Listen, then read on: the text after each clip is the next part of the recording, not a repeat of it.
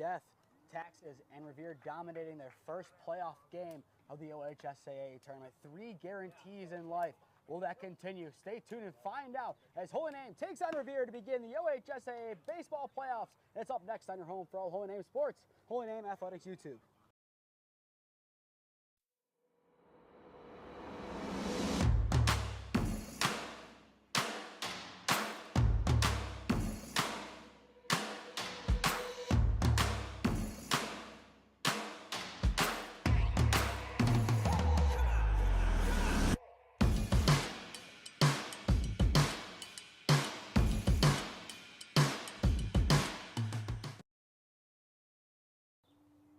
Sunny and 75. It doesn't get much better than this.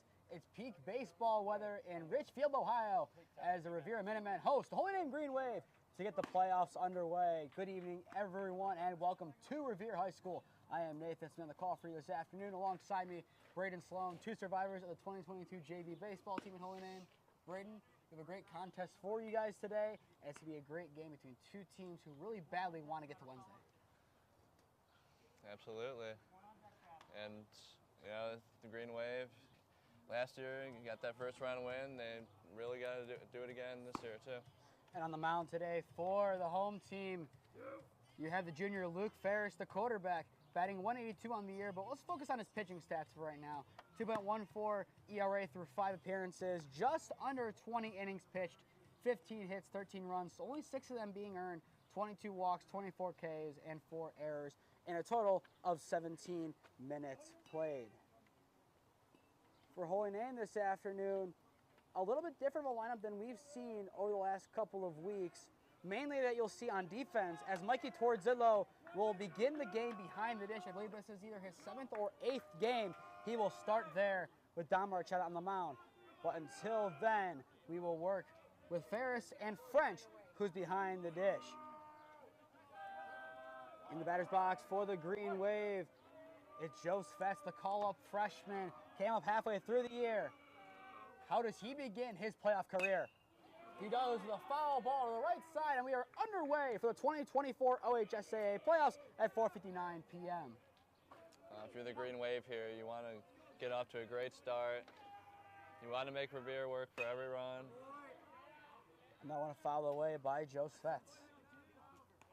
And if you can get off to that hot start, it gives you that much more of an advantage in the rest of the contest.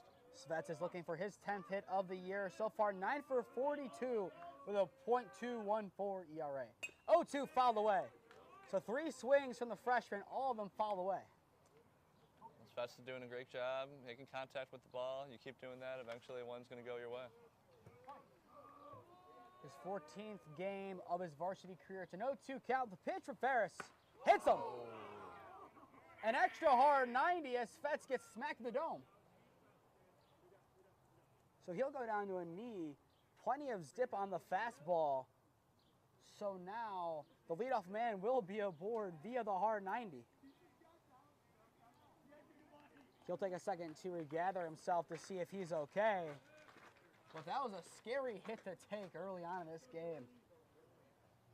Yeah, hopefully Joe's okay, because that was, yeah, looked like straight to the helmet there, but very scary. When you hear that kind of doink off the helmet, you know it's scary. With the velocity that Ferris pitches with, given that he's a quarterback, you got to be mindful of it. We'll take this time also to set the defense for the home team. Ferris on the bump with French behind the dish. Over first base, Clark. Second base, Freight, short, and then Bender.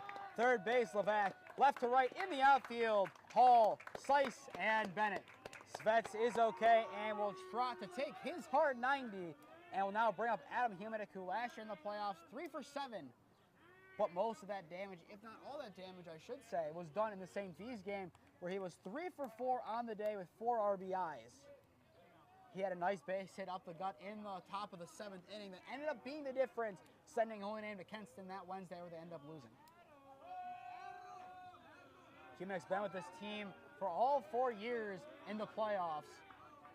This could be his last game with Holy Name, depending on how it goes. It fouls off the catcher in blue this time, nothing in 1 count. So far today, besides the hit by pitch, it's been all strikes.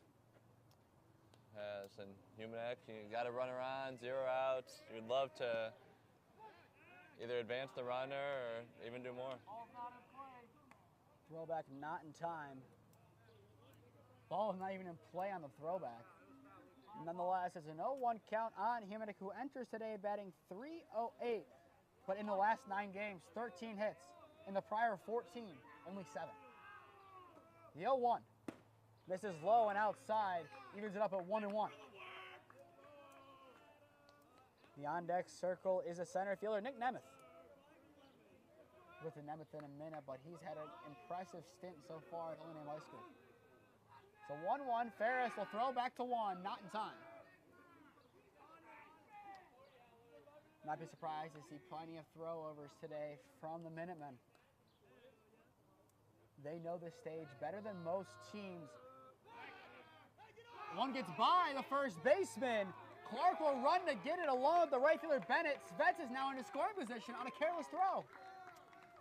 That was interesting there. The Revere just kept going back to first and eventually goes in favor of the green wave as it goes by the first baseman. No, I was saying, Revere, this is the stage they're used to regardless of how the regular season goes. Each of the last 5 seasons, they've won their first playoff game. The last time they went into the playoffs and lost their opening game was on May 8th, 2017, a 3-2 loss at Benedictine. The pitch, reared off the bat into right center and will fall in no man's land for a base hit. Humanek reaches. He is now batting .500 this postseason and last postseason combined. It's runners at the corners for Nick Nemeth. Yeah, that couldn't have landed in a better spot for Humanek. Right in that, like you said, that little no man's land, and now you advance the Svets to third, and it's looking good for the green wave. From our angle, it looked like it was going to go to right center the way it went off the bat, but nope. On the contrary, it just squeaked off the weak side of the bat, went to right field and blooped in, splitting Clark, Freight, and Bennett. So now Svets 90 feet away from scoring the Namers' opening run of the postseason. Ferris will set and deliver. Humanek goes in the zone, and a pump from French will not result in a throw. 2 now in scoring position. Yeah, the Minutemen didn't want to risk that throw down to second in case Fest tried to go home. Smart move there.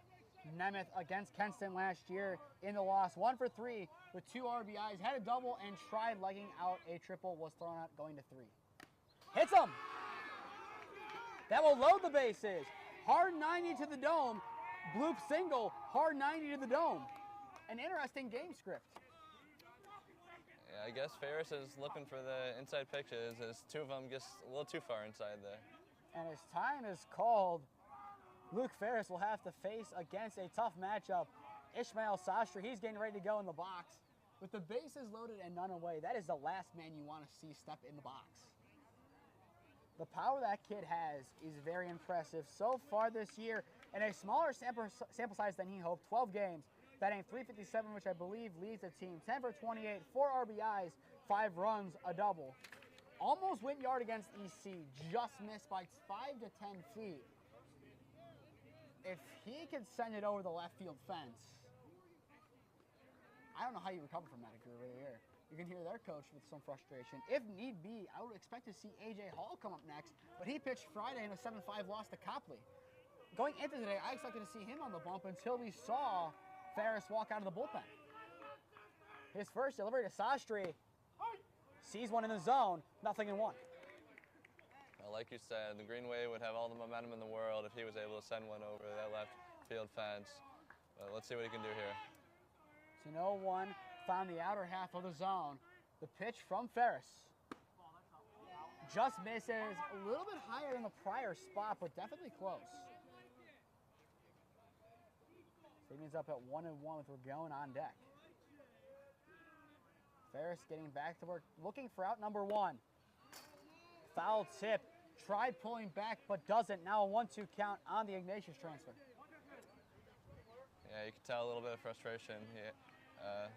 So straight ahead there, but tried to hold it back, but just hit the foul tip there. Ferris dialing in, looking for his 25th K of the season, and he gets it. Sastry cuts right on through for out number 1. That will definitely help the Minutemen. as the first overall K of the game from Ferris. First out, bases remain loaded, but a double play gets you out of the inning all of a sudden. So now we're going, batting 228, steps in. Already has 3 homers. A 4th would be very nice. Curve finds the zone. We're going. You can see the facial expression. He knew that was his pitch. 0-1. Yeah, as you said, the double play could have ended. So in the Green Wave, you do not want to get out of this inning without a run. They got to do everything in their power to at least get one this inning. They need to get one on the board. You can't let the Minutemen get hot in the playoffs. If you do, the game will be over in 5 innings. Nice block behind the dish by French. Keeps it in front of him, but it'll even up the count of 1-1. It's the little things that are going to make a difference in this game. A ball gets past French and hits the right way. You saw Smee try to take off on the hit by pitch that gave first base to Nemeth. Off the bat, awkwardly foul. Yeah, like you were saying, plenty of space for a runner from third to take off and score. Backstop very wide open. So now a 1-2 count, 1 away. The on-deck circle is Danny Stibley. The pitch from Ferris, fouled away by Ragone. So he'll see another pitch. All you have to do is survive in advance if you're Joey Ragone. Just keep fouling the ball away. If you straighten one out here, it's a 1-0 ball game. The 1-2 from Ferris. Ground ball up the gut, goes to 2, toss to 2 is in time. The throw to 1 goes off the glove of the first baseman Clark. 1 run will score, and so does Humanik. It's a fielder's choice up the middle, but Ragone gets 2 to score as Holy Name takes an early 2-0 lead. Just putting the ball in play, though, although it results in 1 out, goes off the first baseman's glove, and that's how you get 2 runs. So in the scorebook, it's a fielder's choice RBI from Ragone, plus the error. It's 2-0, and that clears the bases for Danny Stibley. That is definitely a successful inning. 2 runs. Holy Name will take that, and there's still time for more. Left side, blooped, and caught. And then Bender gets under it to retire the side, but not before Holy Name scores 2 as Ragone sends one up the middle. Middle of 1 at Revere. The green and white lead it 2-0.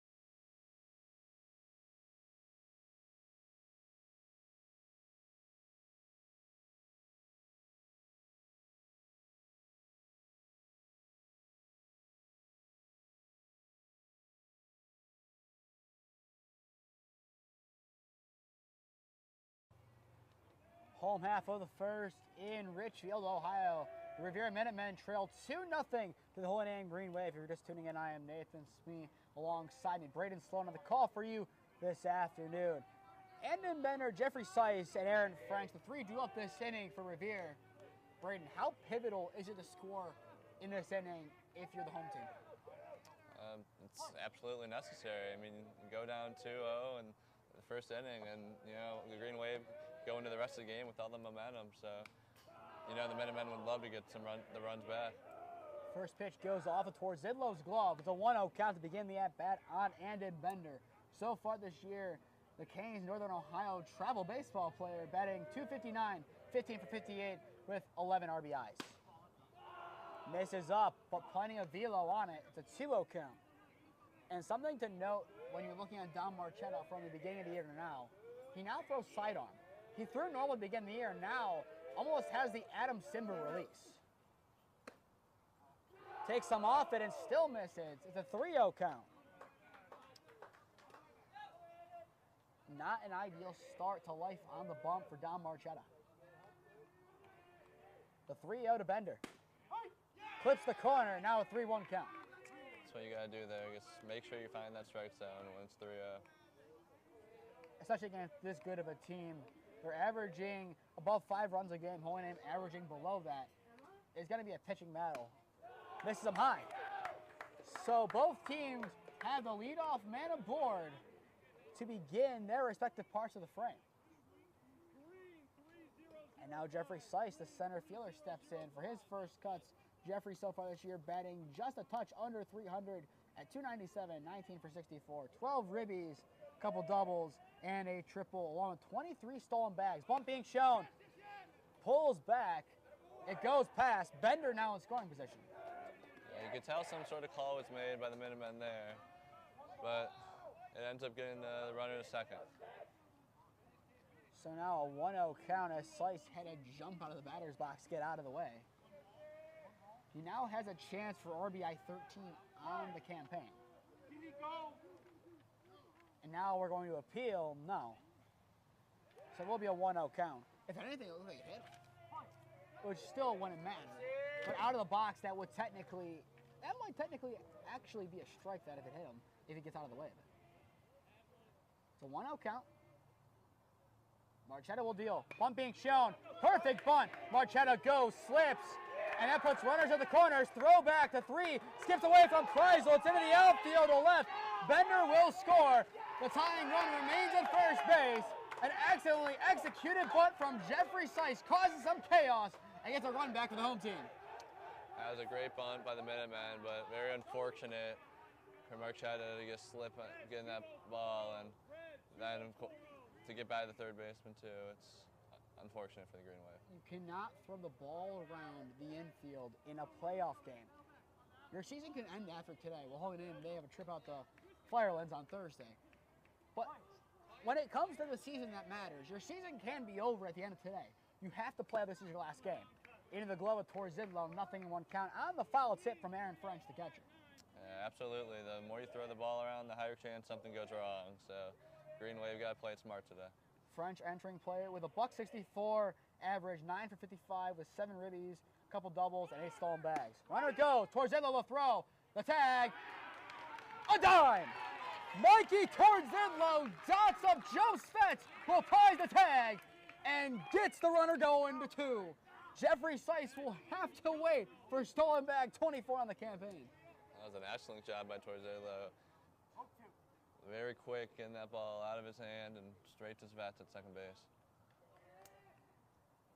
That was a time. The pitch from Marchetta. Shop left side. It's now an 0-2 count. That could change a tide once again back to Holy Name. In every sport, you talk about defense and offense. In baseball and softball, it's a lot less pronounced. That is how you turn defense into offense. The 0-2 misses upstairs. So now a 1-2 count. Angela back, the third baseman, the on-deck circle for the Minutemen. 1-2. Still a 1-2 count. Marchetta looking for his first K of the game. Entered play today, the 2.15 ERA through 9 appearances and has 49 Ks. For his 50th K on the season, he gets it as French sees it in the zone for out number 2.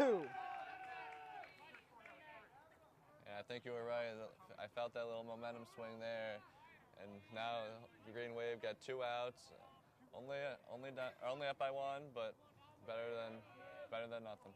Now Ange Levac, 11 RBIs on the year, batting 200, steps in for his first cuts. Curve hits the corner, nothing in 1 count. Yeah, the Green Wave got to make sure to ride with this momentum, keeping it for as long as they can. Don't want to let the Minutemen in this ball game. And with that throw down from towards Zidlow, that'll be big when it comes to pitch count down the stretch. Evens it up at 1-1 as Marchetta misses low, has to go and retrieve the hat from the dirt. But with the bases cleared, Levac looks to get a 2-out rally going. Swing and a miss. Had plenty of power on the swing, but doesn't connect.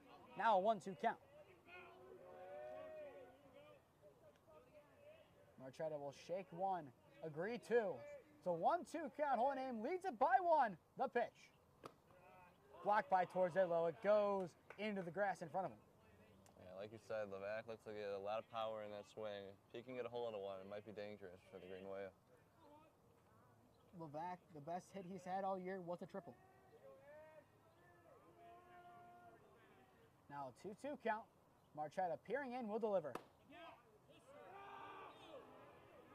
Wow. 2-3 count. Very close call there. Maybe it was just a bit high, but that looked pretty good.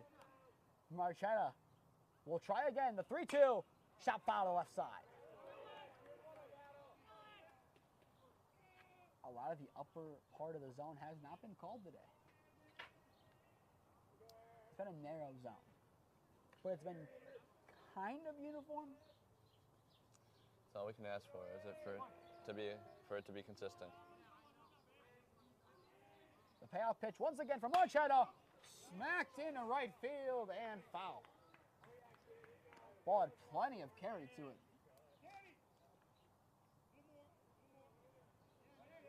So after the ball hit the right field, Stibley told him to move to his left. The payoff pitch, curve, a good miss off the plate for ball 4. Coach Masetta can't believe it. So now that puts a tying run over at first base for Grady Bennett, the right fielder, batting .353 on the campaign with 10 RBIs, a couple stolen bags, and a couple doubles. Marchetta will set and deliver. Misses upstairs at the letters. It's a 1-0 count. Marchetta was so close to getting out of the inning, but Revere one poke away from getting the momentum right back. The pitch. Swing and a miss. In the zone, no doubt. Cut on through. Now 1-1. Yeah, you got to give credit to Levac, though. He battled that at bat, and eventually things just went his way with the walk. Definitely will go down as a QAB in the stat book. So 1-1 count. The pitch from Marchetta. Off speed, finds the zone. Now 1-2 count. Last time the 1-2 got away from him, can Marchetta dial in and get the third out? Keep a close eye over at first on Levac. And popped out of play. Is it playable? Actually, no. It will land in the trees and remain 1-2. The initial look was that it was going out of play, but towards Zidlow, for a second, made it look like it was above his head.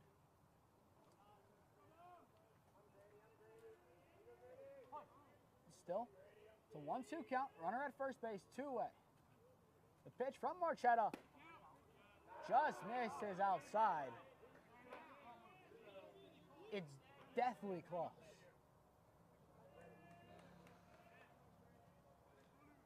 So now 2-2 count. Marchetta will once again try and find the sweet spot of the zone. The pitch. He does! Cut on through by Bennett. His second K of the afternoon retires the side. But not before the Minutemen get one back. End of the first. Holy Name leads it 2-1.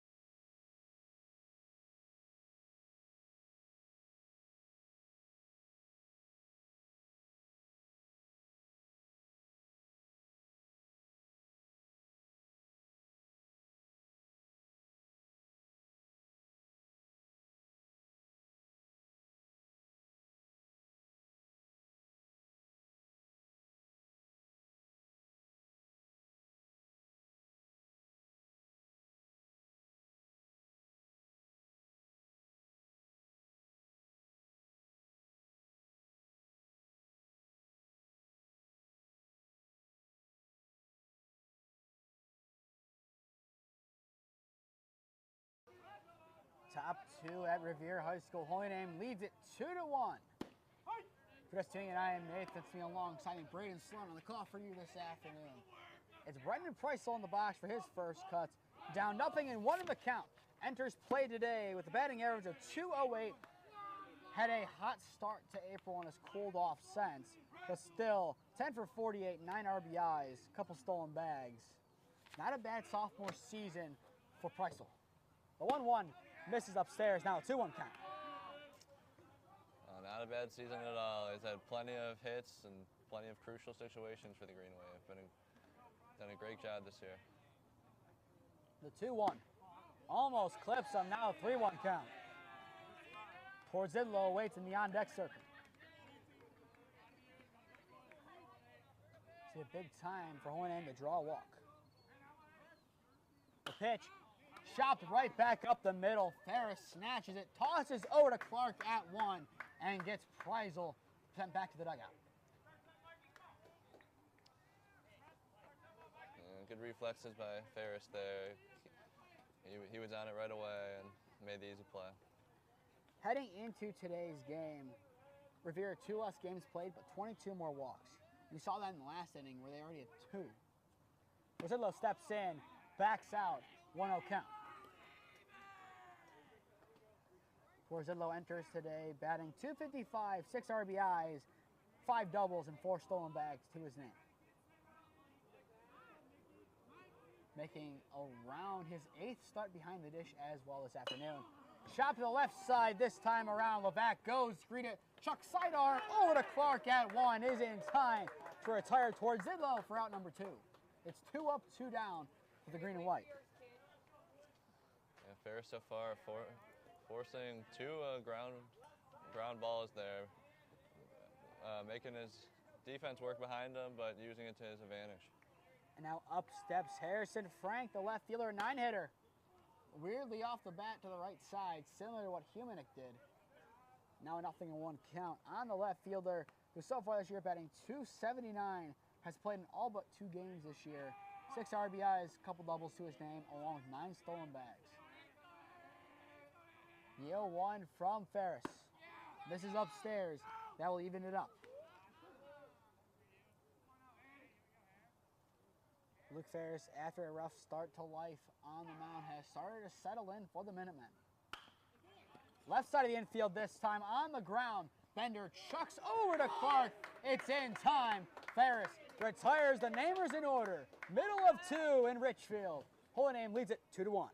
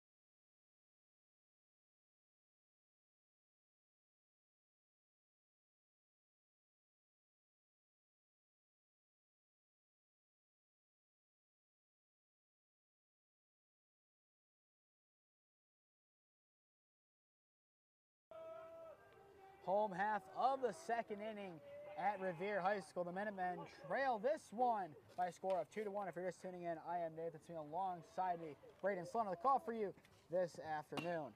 First pitch of the inning, chopped over to Marchetta. Toss over to one is in time.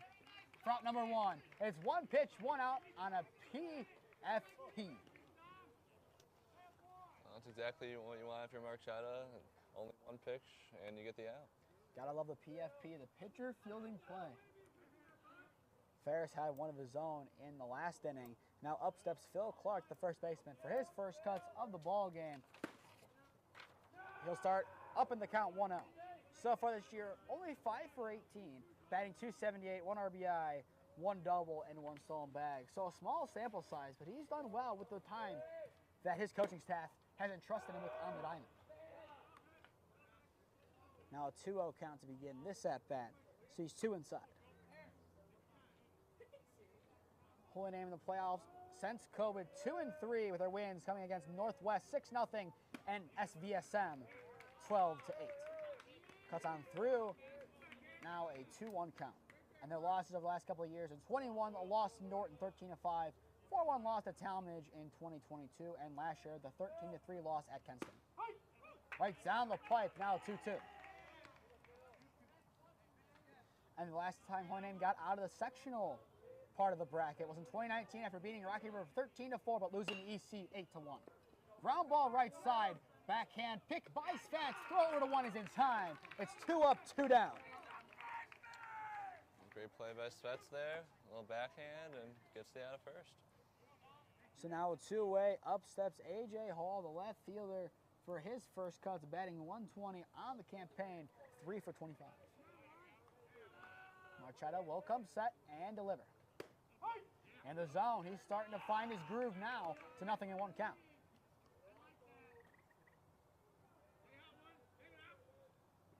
Hall, who we expected to see start the game on the mound, starts the game in left field. Would not be surprised to see him down the stretch, though. Swing and a miss, a little bit more elevated this time around, but nonetheless, Hall is down to his final strike.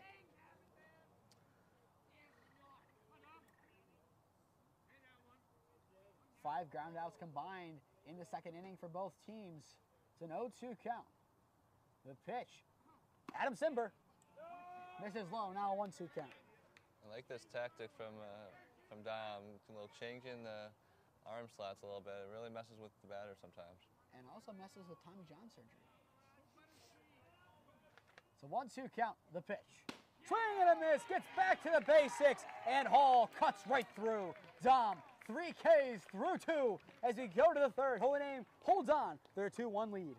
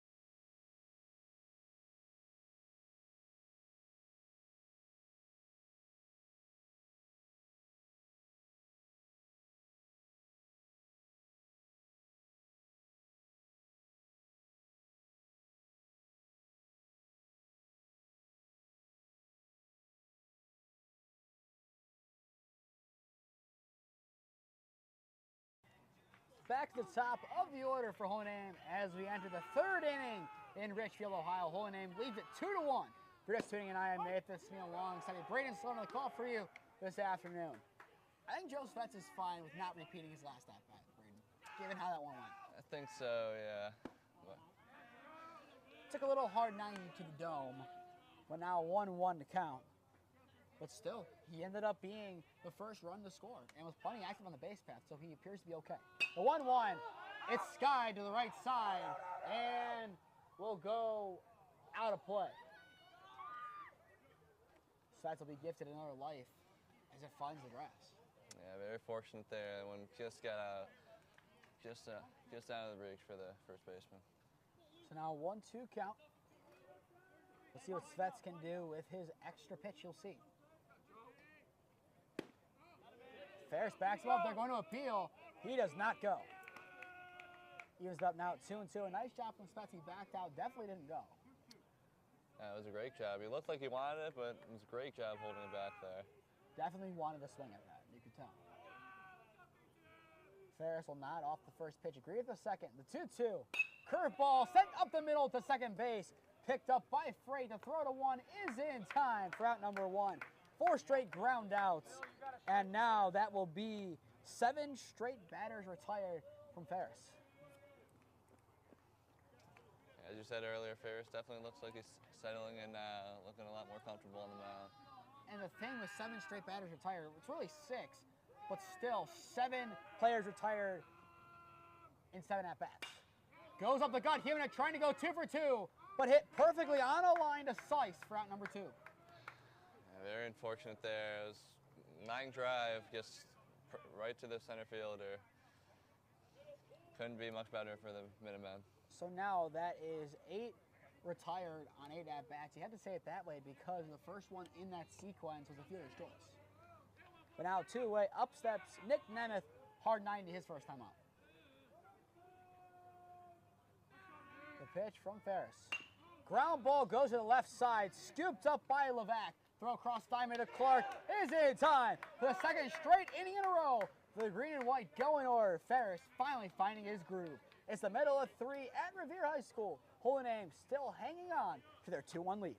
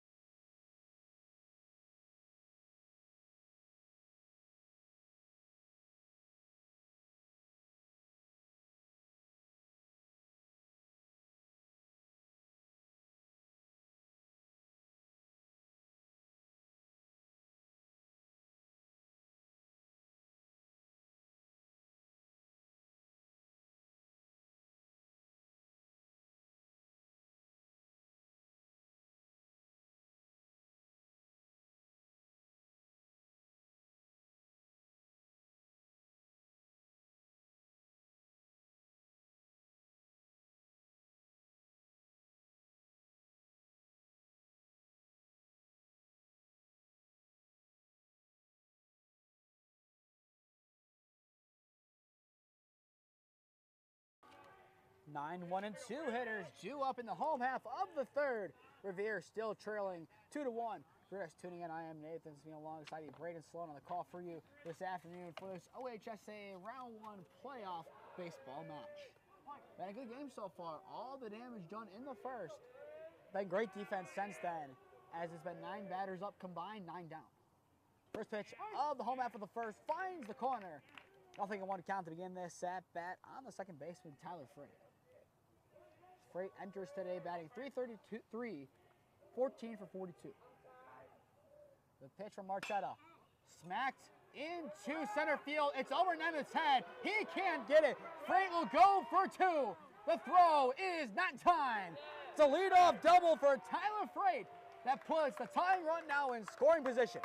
An excellent missile sent up the gut over Nemeth's head. Maybe you back up the outfield, but nonetheless, the damage is done. Bender has a chance to tie the game up.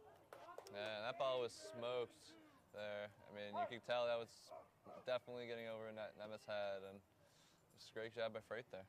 He had a triple this year, but what if I told you that was only his second double? Does not look like a second double on the campaign. Definitely does not. So that will send his average up to around 340. And they go back to the top. Andon Bender walked his first time up, batting .259. looking for RBI number 12, and it would tie up the game. Revere's dugout starting to get into things once again. Marchetta will check over the back shoulder. And deliver. Bunt being shown. Cuts through. So Revere is a small ball team. We're seeing that pretty clear here. Bender and Slice, arguably two of their best hitters, showing bunt. We're going crashing from the right side of the infield.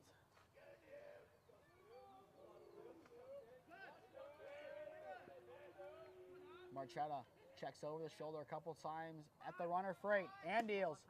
Fullback misses outside. That'll even it up at 1-1. Yeah, Revere definitely seems like one of those teams, you know, every run matters, and they're going to get it no matter how they need to, you know. And bunting is what they like to do, it seems like. Torcillo will set up a little bit higher this time around. It's a 1-1 count. The pitch, runner goes. Torcillo, the throw. Does he get two throwouts? No, he doesn't. Wow. They say he got under it. Coach Rosetta immediately goes on out. I believe that could have been better interference too. I think that might be what he's arguing here. I would also argue the fact that throws in time. Yeah, very close call there.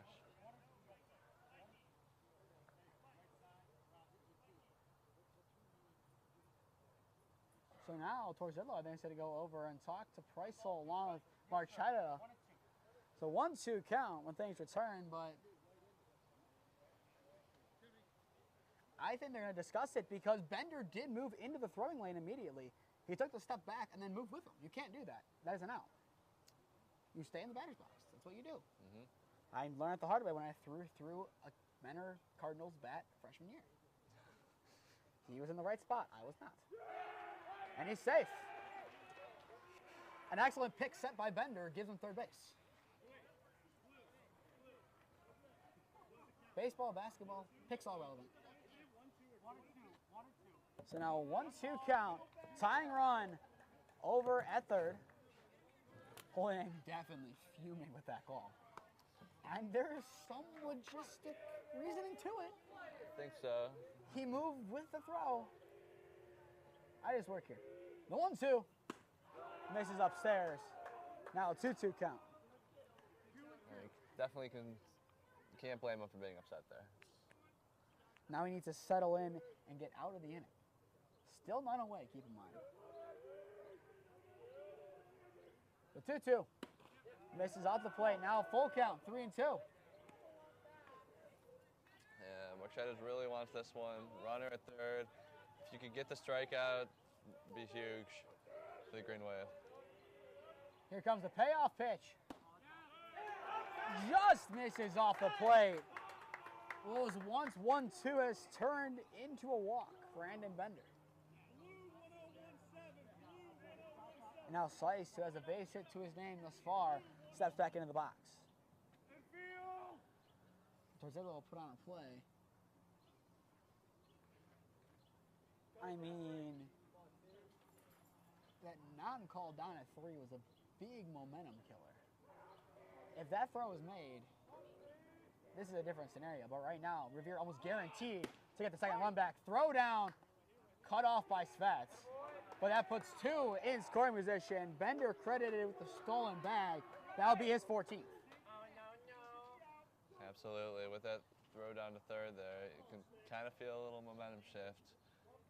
Not what the Green Wave want, but might just be what happened. Well, Slice, 14 RBIs potentially after one swing of the bat. Has 12 right now. Clips the corner. Nothing in 2 count. He's had an excellent year thus far. Almost on 24 stolen bags if it wasn't for the throw out. It's an 0-2 count. Marchetta looking for a loud out. Number 1. We'll get it. Slice cuts right through it. That'll be Marchetta's 4th K. That's what he really needed right now. Gets the confidence back. Once you get that first out, a lot of times pitchers can just ignore the rest of it and lock in for the next 2 outs. So now the corners will be called in for French, who struck out looking his first time up. 2 in scoring position. Chop left side. Preissel Throw to one. Is it time? The throw home by Lagone. Goes wide. Tie ball game. Marchetta will run back to home. The runner will stay put over at 3. 2 down, but nonetheless, Revere ties the game back up at 2 apiece.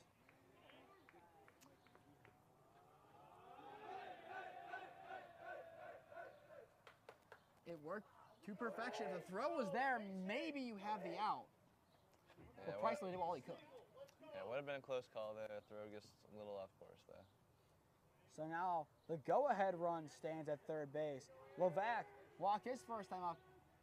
He needs to find some green in the outfield, and if he does, the Minutemen will take the lead. The pitch. Smacked into right field. That falls for a base hit. The Minutemen will take back the lead on a 2-out RBI single from Ange Levac. I think that's exactly what the Minutemen wanted there. Perfect line drive hit into right field, and the Minutemen had the lead. So that's 2 back this inning. Runner over at first for Grady Bennett, who struck out swinging his first time up. And you're going to keep looking back to that throwdown. The pitch from Marchetta. This is upstairs. Torzillo thought about the back pick. Will hold. It's a 1-0 count. Yeah, that throwdown, huge momentum changer. Could make a big difference in this game. The focus is on today, but if you get to Wednesday, Marchetta's arm will probably be tapped out. The rule in OHSAA baseball for the playoffs, 50 a week. Not really 50 a week. I think you could pitch up to around 90 to 100. But if you pitch 50 in a single game, like Marchetta hits 50 in this game, you can't pitch the next game. Apparently it hit some. That hit the bat.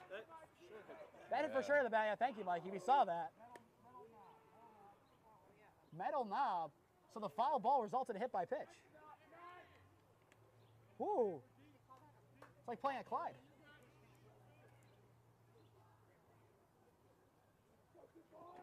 I don't know, Braydan. I don't know about that one. I don't know. All I can do is laugh, but now that puts 2 runners on with 2 away. The pitch. Runs inside. 1-0 count. Yeah, that one you just got to accept it and move on if you're the Green Wave. Only so much you can do about that one. It's tough. You got to live with it. It doesn't help. But that's his life. The 1-0. Misses upstairs on Vlasic. So now 2-0 count. The on-deck circle is Phil Clark, the first baseman. Marchetta keeping a close eye over at 2. Will deliver. Piece, but nonetheless, it's in the glove. Now 2-1 count.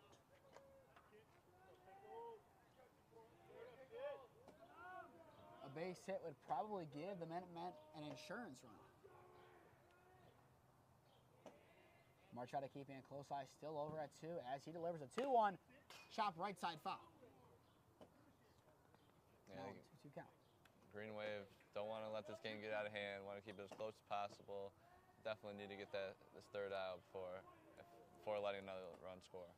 A 2-2, 2-away, 2-on. In the bottom of the third, Revere has done some damage. Can Holy Name get out of the inning? It's skied. It might be playable. Price still runs to get it and does in foul territory. That will get Holy Name back to the sticks as it retires the Minutemen's side, but not before they're able to plate 2. It's the end of 3 here in Richfield. Revere leads it 3-2.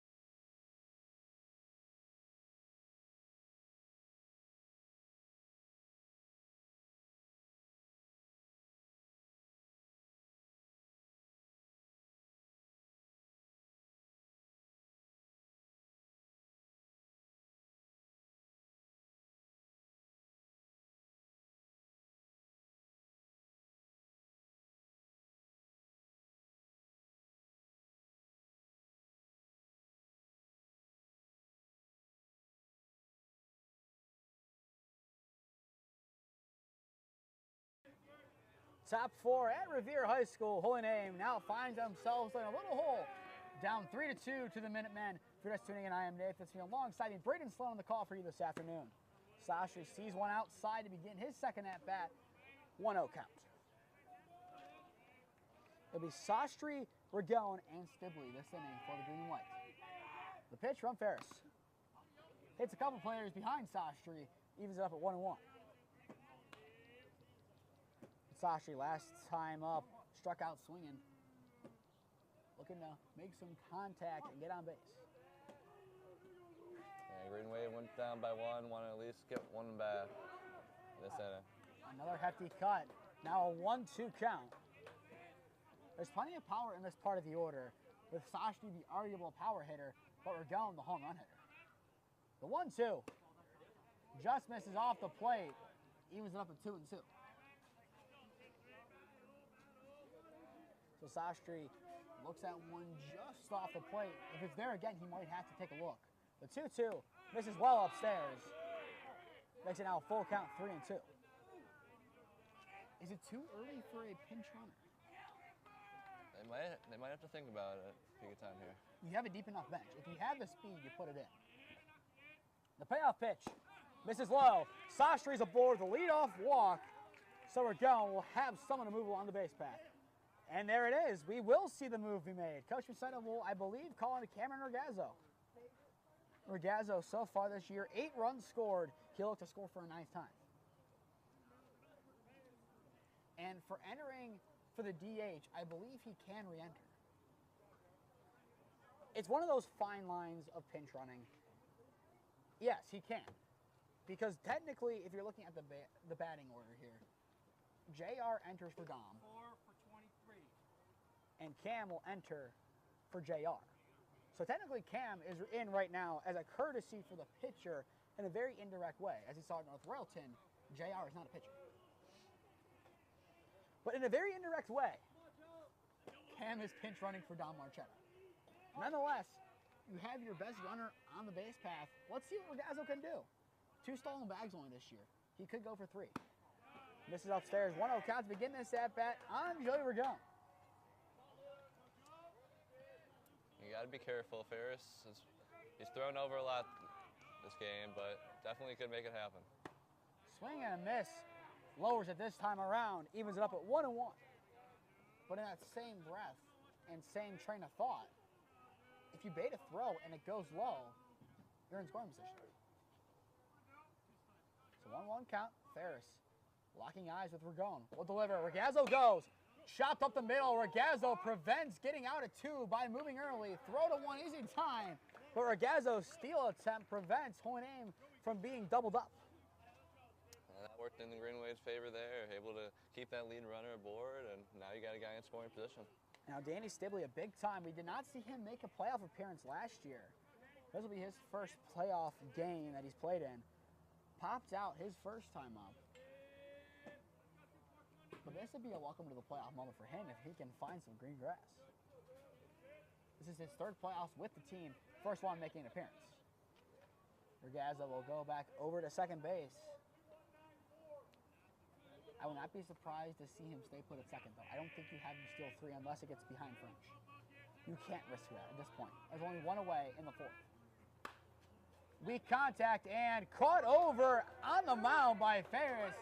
Does a little leap and snatches it for out number 2. And as you said earlier, it's just, too early in the game, only down by 1 run. Not something you want to risk for the And that's why. Perfect example. Now Brendan Preisel, he's looking for his first career playoff base hit. Has Ragazzo over at second, popped up and out of play. We had 0-1 count to begin the sophomore's at-bat. If the clutch gene runs through the Preisel lineage, then we should be good. We've seen Connor make big plays for the green and white many times throughout his time at Holy Name years ago. Do we have a balk? No, time. There we go. Good call there. Ferris was taking his time at the mound there. Great job by Preisel to regather himself. 0-1 count. Ferris will shake one. agree with 2. Trying to keep Regazzo honest. Will deal. Go to the backstop. Regazzo will go. French will not offer. Regazzo now 90 feet away from tying the ball game back up. Regazzo stayed patient at second base and overthrow, and now he gets the third. Exactly what the Green Wave wanted. You need a base hit. You have to score a run. The pitch. Misses. So now a 2-1 count on Preissel. And the on-deck circle is Mikey Torzillo. He's had a couple RBIs this year. He currently has 6. 5 doubles. That's another thing to keep in mind. Here comes the 2-1. Just off the plate. A good miss at that from Ferris. Now 3-1 count. You gotta take whatever's given to you. If you get the walk, Preissel could probably get to second base too. So you gotta take whatever's Ferris gives you. 3-1. Misses off the plate. Has to confirm it's ball 4. And now he chucks the bat. Preissel reaches with a 2-out walk, puts runners at the corners for Mikey Torzillo as the pit crew takes off the shin guards. This is a big time for Mikey Torzillo. If this is when he chooses to have his 6th double of the year, I don't think anyone's going to complain on Holy Name side of things. Absolutely. But at the same time, I don't know if you swing on the first pitch. I don't know how Revere wants to play this. I don't know how Holy Name wants to play this with rundowns. They could say, okay, Brendan, go in La La Land over there like Dom did a couple games ago, get thrown out, but let Regazzo score. It's a chess match right now. It'll be interesting to see if they decide to send Preissel here. Then Revere has to make a decision. And now it's in rundown. We're in La La Land. The throw to 2 is not in time. Regazzo will score. No contest. There he is, Ham. There he is. Point to us. That's my guy right there. The tie ball game. That was a great job by Preissel. That's played just staring at the Minutemen's eyes, playing it perfectly, gets in the second safely, and scores a run. Couldn't be done better. Do not sleep on the speedster, Cameron Regazzo. He will make you pay. That's a 9th run he has scored of the year, and it's a big 9th run at that. A go-ahead run now stands at second base. And Torzillo hasn't even seen a pitch. The pitch. Ground ball, left side it goes to Bender. Bobble, it gets into the grass. Preissel will try to give Holy Name back the lead, and he does. Torzillo does his job with the contact. Holy Name leads it 4-3. It just snuck under Bender's glove. Too much zip on it. It's 2 runs back for the green and white, and that forces a mound visit. Tom Fuller on the base path and an error. Holy Name will take it as they lead. Do we see the pitching change made? I don't know if you do quite yet. It's 3 2/3 inning. I don't know if you pull him yet. Because logically, you were going to go to Jeffrey Seiss, get the win, and then go to Wednesday and host Canton South of Orrville. Now you're down by 1. You go to A.J. Hall, have him throw 30 pitches, try to get you through to the 6th inning, and pray that Seiss can throw less than 50 if you win the game. I feel like you ride him out as long as you can. If he gives up one more run, I feel like you let him finish the inning and then go into the 5th, you put out Hall for as much as he can throw. Also, we don't know if Hall can't throw. He might say, arm's still a little bit sore from Friday, I can't go out there. The playoffs are a complicated chess match, and that's the beauty of them. Absolutely. I think Revere had a plan set going into this game, and they don't want to have to change it if they don't have to, so they're going to ride it out as long as they can. The plan was Starter and Seiss. That had to be the plan. Runner at first, 2 away for Harry Frank. Torzillo goes off the bat into right field and falls in no man's land. It's a base hit for Frank. Runners are at the corners, they're 2 away. Why not a little 2-out rally for the green and white? And just like Adams hit a few innings ago, gets falls in that, like you said, that little no man's land, and advances Mikey Torzillo to 3rd and keeps the momentum going for the Green Wave. And now here comes Joe Svets.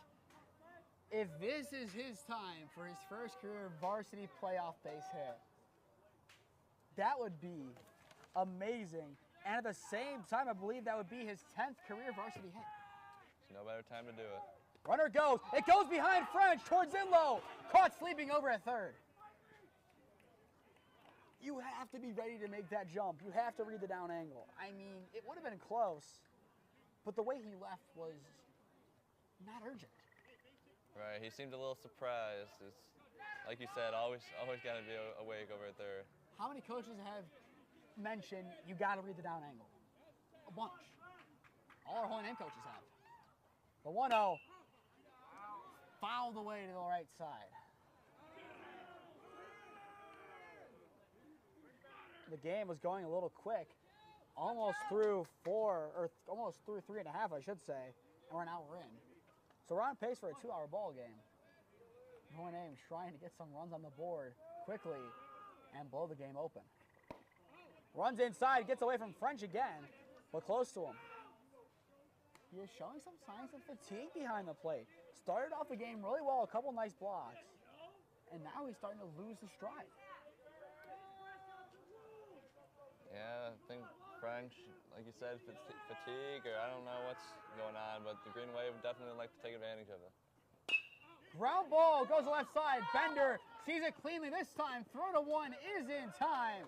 Revere gets out of the jam, but not before Holy Name plates two. Halfway through the ball game, Holy Name leads it 4-3.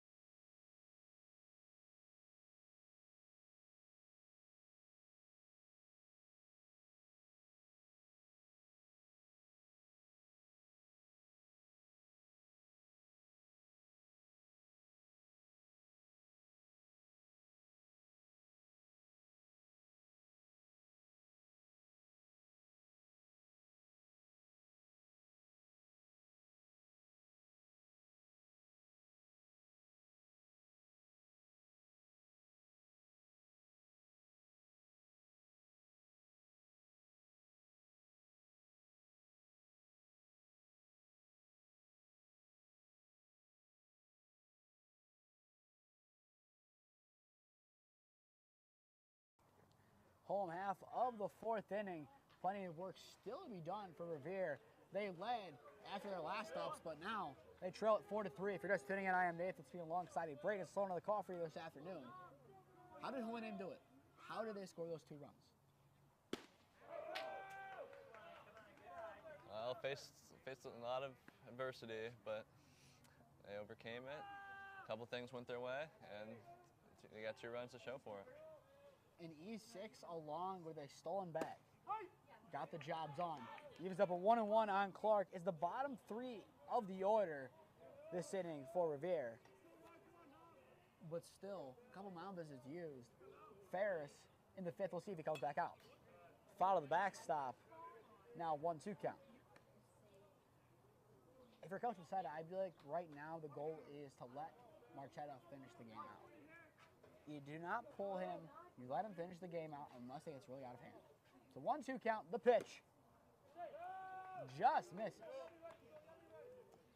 Yeah, you don't know how he's going to be feeling on Wednesday if you make it there. You got plenty of other guys you can throw in there. I think that would be the right decision, leaving Marchetta in. 2-2, just off the plate, a big league take. Now 3-2 count on Clark.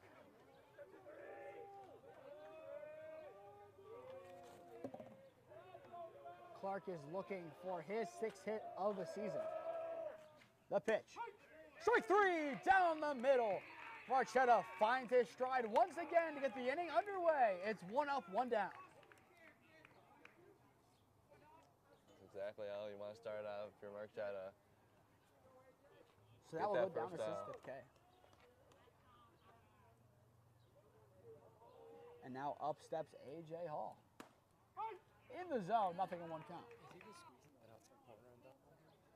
So far today, Hall, 1 strikeout. Would not be surprised to still see him come in and pitch for the Minutemen. Swing and a miss. He's quickly down, nothing in 2 in the count. Marchetta adding some zip.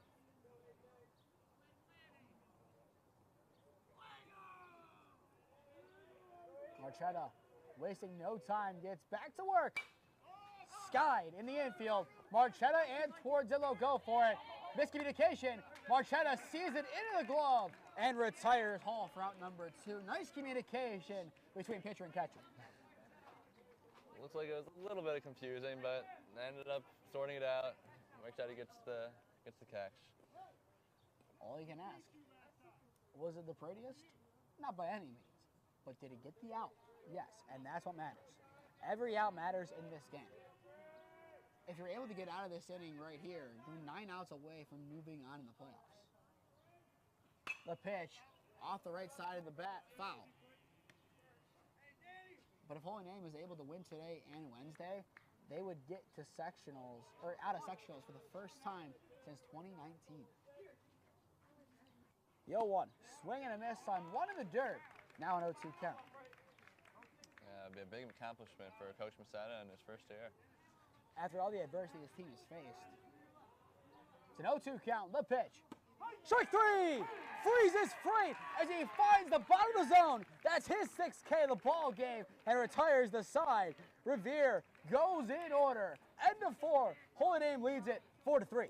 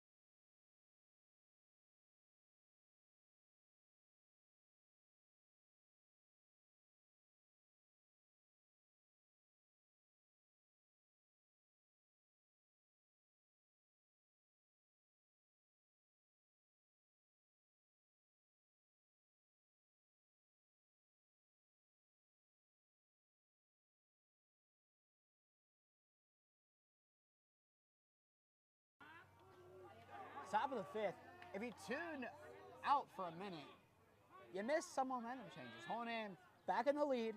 It's scrappy. It's small ball, but it's a lead nonetheless.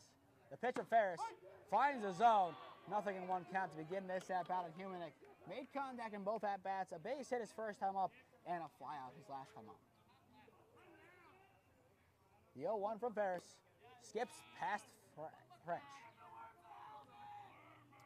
And Green Wave still have the lead right now, but you got to believe that them still being at the top of the lineup, they would love to get some insurance runs.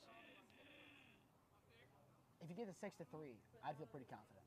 Ground ball left side, goes low, scooped up by Levac. Chuck Cross Diamond is in time to Clark for out number 1. Nice basic play over at 3, but gets the job done as Levac helps out his pitcher.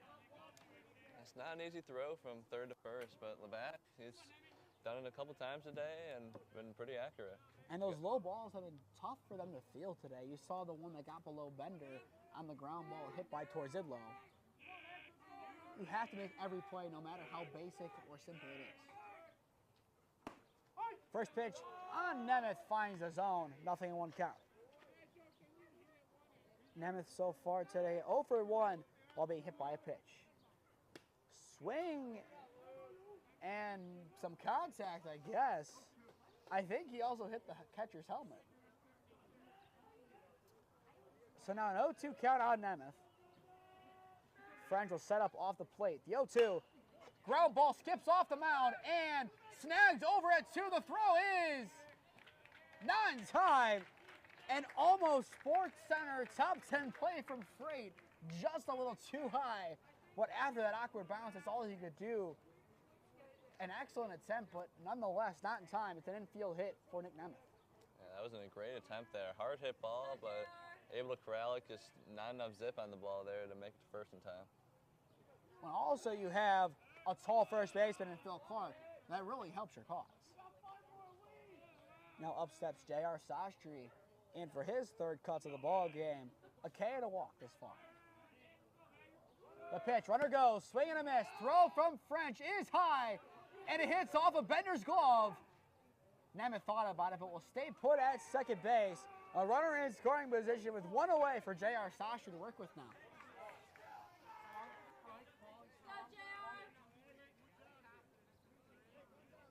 So now an 0-1 count.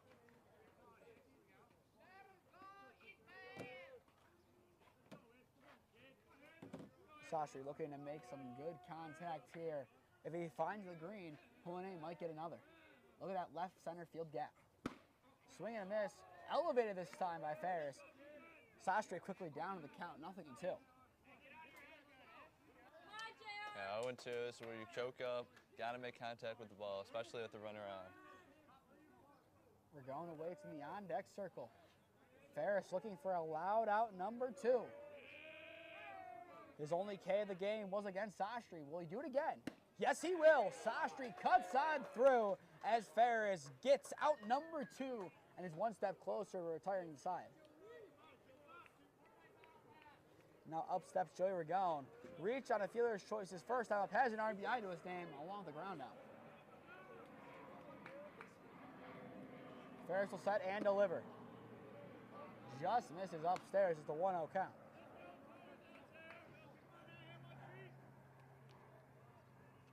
Ragone had an RBI last year in the playoff game against St. V's. He looks to do it again. The 1-0. Curve in the zone evens it up. An excellent get-right pitch for Luke Ferris. Yeah, Ferris has been doing his thing this inning. Definitely settled in, and I don't think they're going to try to move away from him by the way he's looking now. The 1-1. Nemeth goes. Swing and a miss. The throw from French. It's off the third baseman. Levac's glove. Nemeth will run for home, and he scores. French had the throw out. It went too high. Nemeth capitalizes. Houlinet adds one more to their lead as they now lead it 5-3. The Green Wave could not have asked for a better outcome. Just some miscues from the Minutemen, and Green Wave now have a 2-run lead. The throw was in time. It's just a little too wide. It's a 1-2 count. The pitch from Ferris. Curveball misses low. Evens it up at 2-2. But now the job for the Minutemen becomes all the more difficult in the home half of the inning. The on-deck circle is Michael Lexick. The 2-2 foul away in to the Wilderness. So Lexick looks like he will come in for Danny Stibbe.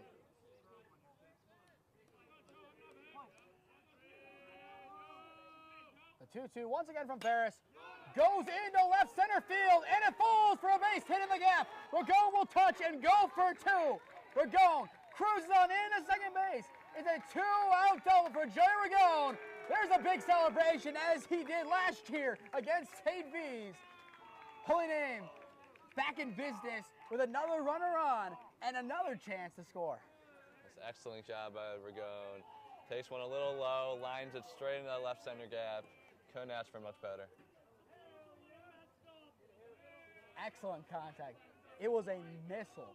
And now Lexick has a chance for an RBI along with his first career playoff base hit. Started both games last year against St. V's and Kenston. Did not start this year. Last year against St. V's, relieved halfway through for Ragone over at first base. This time around, he does the relieving. So Alexic will come in full time for Stibley and go to right field. I feel like that's a good move given his playoff experience. You let him finish out the game. Stibley now has that playoff experience. It's just getting guys like that some playoff experience. That's why if you lead by 4 or 5, I would not mind seeing Frankie Germano get in the game. I'd rather him be primed and ready to go for Canton South or Orrville on Wednesday and be able to get that save under his belt than go in cold turkey. I think so. You know, a lot of guys in the dugout for the Green Wave today. You want to get as much guys experience as you can. So no one count here on Alexic. Ferris looking to get out of the inning. Misses upstairs this time, now 1-1. Alexic so far on the campaign batting just under 200 with a 194 average, 2 RBIs, and a triple going back to the paddle again. A 1-1. Finds a zone, now 1-2 count. Ferris is really doing a great job battling right now. Puts the errors, puts everything behind him, and now it's just trying to pitch his game. So 1-2 count with 2 away, the pitch. Dropped by Frank, otherwise that could have been strike 3. And you can hear their coach say the same thing. It was definitely strike 3. It was just dropped. So can Ferris, who was out of the inning, by all means get another strike. It's 2-2, the pitch. Strike 3 this time, similar spot, gets Revere out of the inning. Holy Name able to score 1. It's the middle of 5 in Richfield. The home team trails by 2.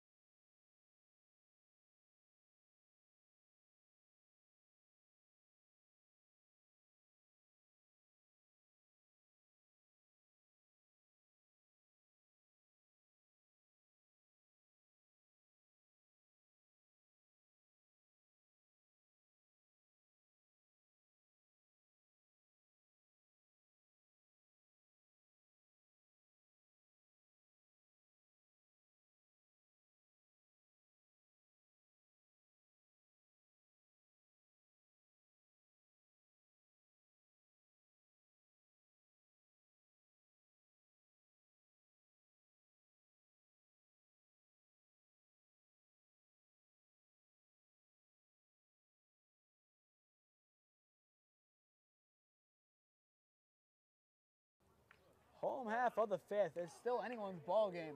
Holy Name leads 5-3, courtesy of some great base running. For just sitting, I am Nathan Smee alongside me. Braydan Sloan on the call for you this afternoon.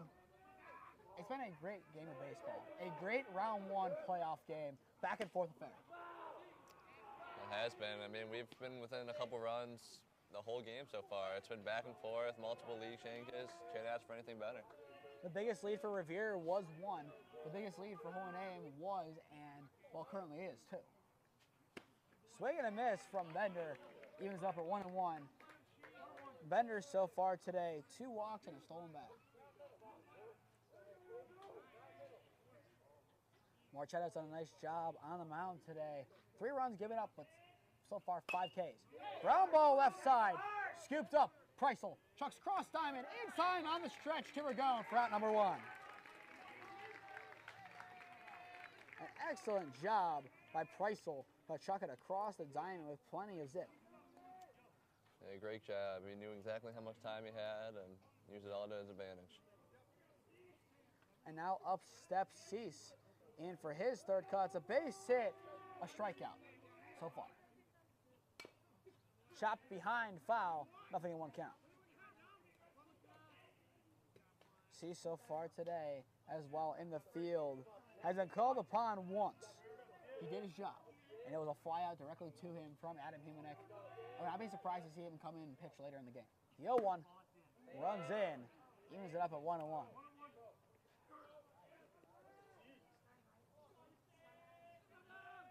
Revere needs him to get another hit to add to his collection. They need him to be on his game right now. Foul behind, so he'll see another pitch. It's a 1-2.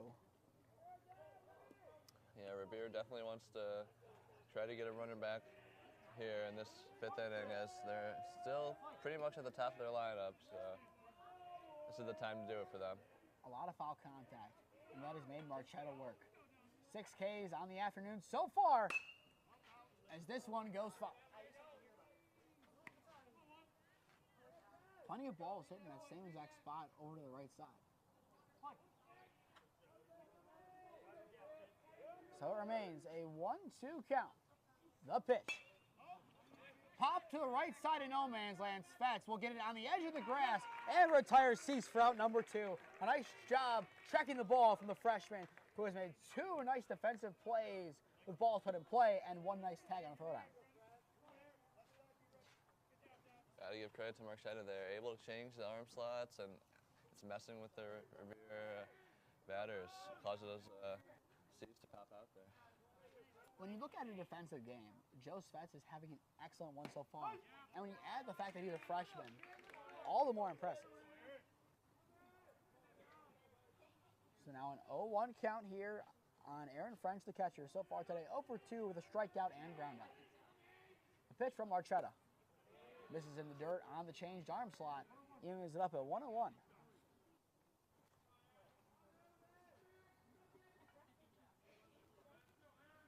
There's a little give. Marchetta the call, and he'll step off.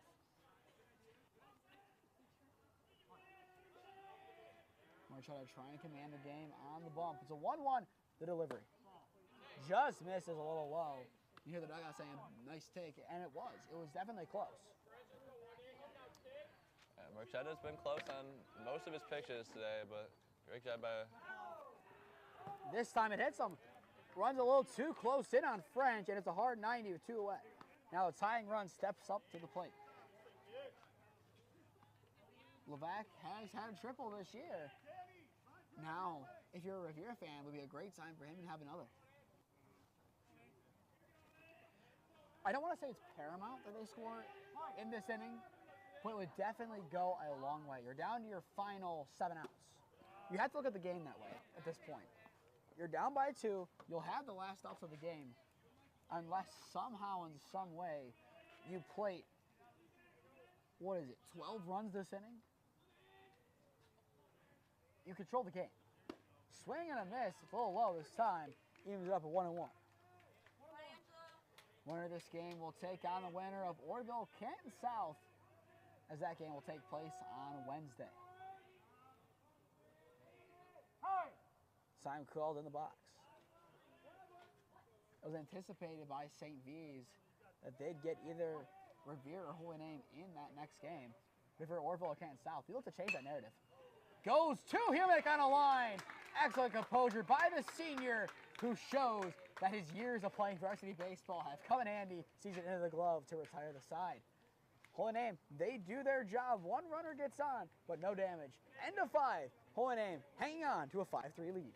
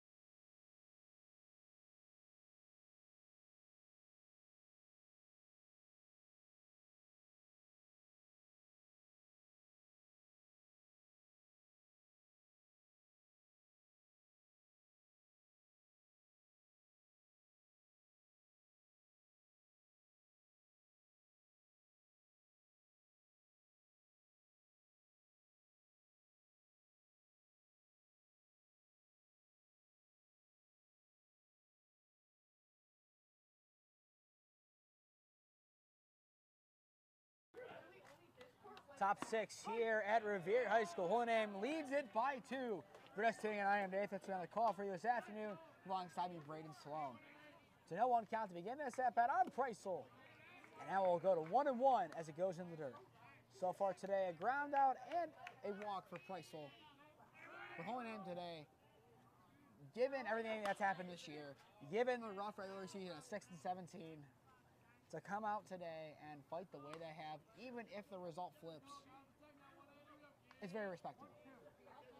It just shows that they're a team that they're not going to go down easy. They're going to come out fighting every game, and it's showed today. Ground ball goes over to Bender at short. Throw across to Clark is inside for out number 1 on the stretch as the defense gets 1 out under their belt. So now up steps Mikey towards their low. Reach on an error his last time up that ended up scoring the go-ahead run. Towards the low. 5 doubles on the year. Like we said earlier, would not be a bad sign for another one. Skips past French. You'll 1-0 count. Sidlow is well behind the dish today. He's played an excellent game. Going back earlier in this game, that throw out. Almost hits him. Forgot to drop the bat, but he drops low enough to avoid getting a foul ball against him. It's a 1-1 count.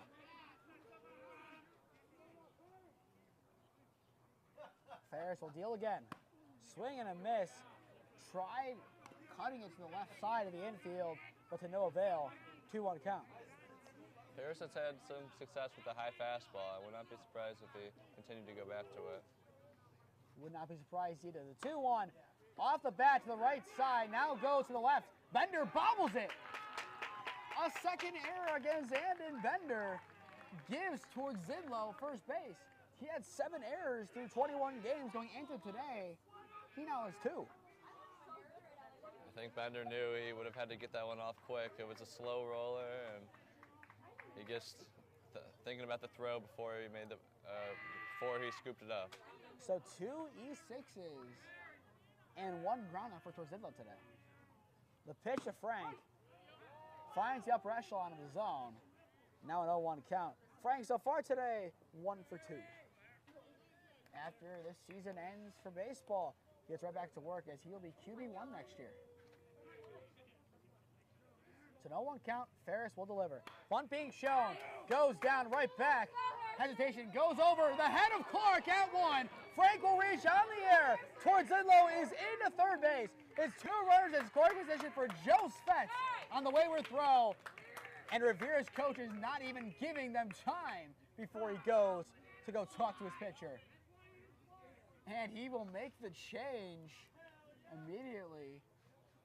So Clark, it looks like we'll sub out. Will there be a pitching change too? Yes, there will. We'll step aside to his scoring position for Joe Spetz. When we return, Holy leads it 5-3.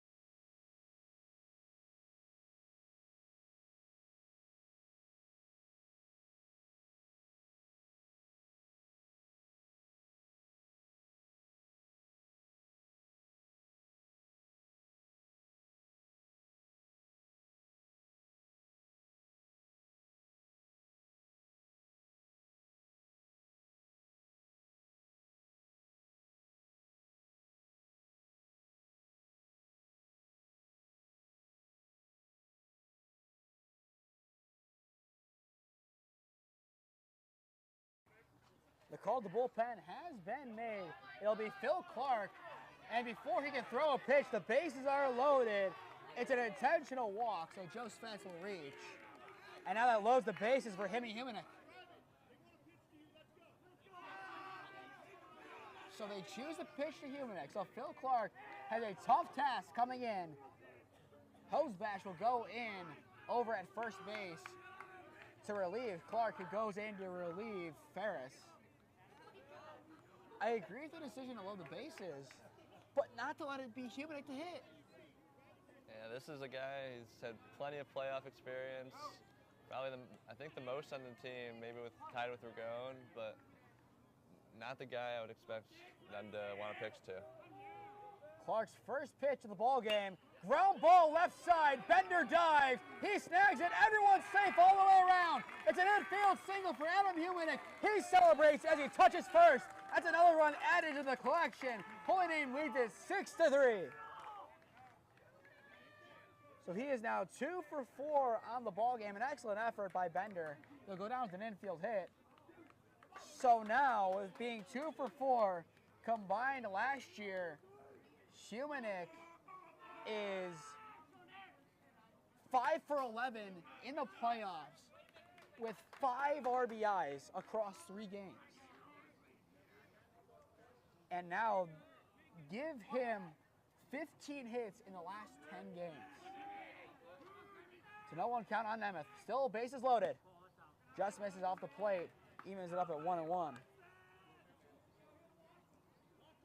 But if you're Revere, you're going to need to hit around a lot.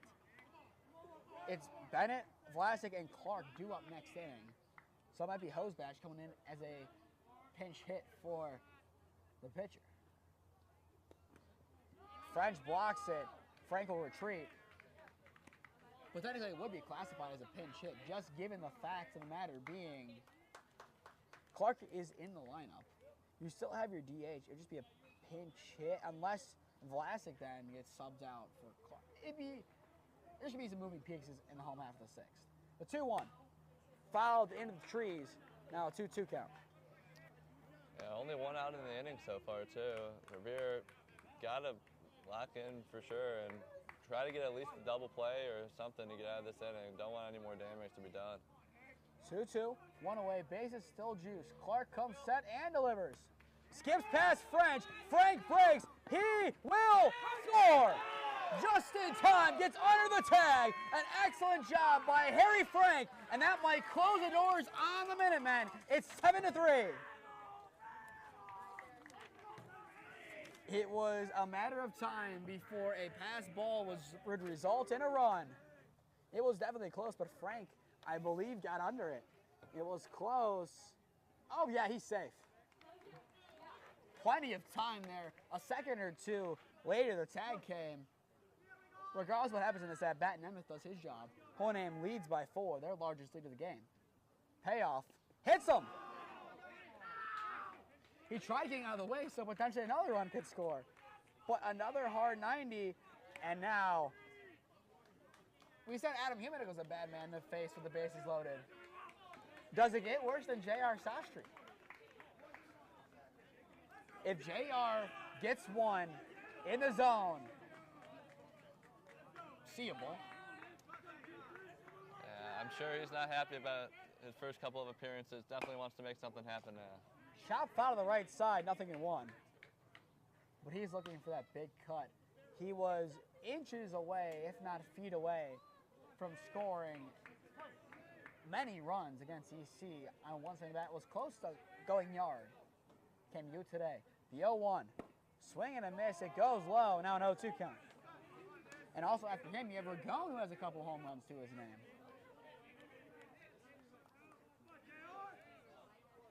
So now an 0-2 count on Sastry. 1 poke of the bat could change the game. Misses upstairs. Now a 1-2 count.